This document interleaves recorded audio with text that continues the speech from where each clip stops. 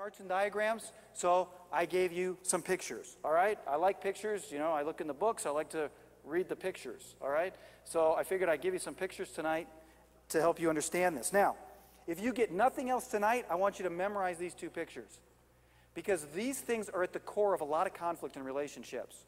So let's look at the first. If you notice, I have two diagrams. I have a healthy honor in marriage and unhealthy dishonor. Let's start with the healthy honor in marriage for a second, because it's a lot cleaner, isn't it? Take a look at that chart. As a wife communicates respect to her husband, he feels respected and loved. Pretty simple. As a husband communicates love to his wife, she feels secure in love. And as we continue to do that for one another, it creates a great environment. I mean, look at that couple. I don't know how they're doing it, but they're forming a heart as they're standing together. So it looks like something's going on there, right?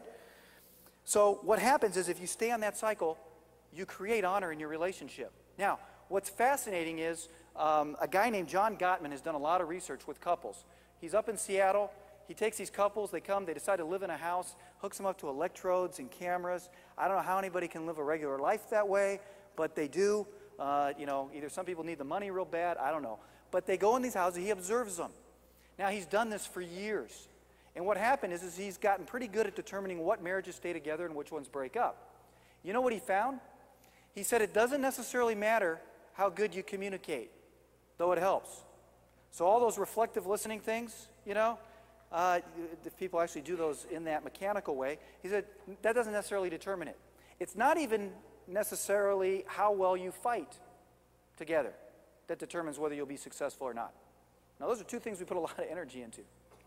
What he said is, he said a couple who stays together is a couple that basically at their core have a like for one another, that they actually like one another, that they don't go off course and start to dislike each other. Now, he couldn't find a word for it. He used like, but the way he defines it is honor, that they actually honor one another at the core.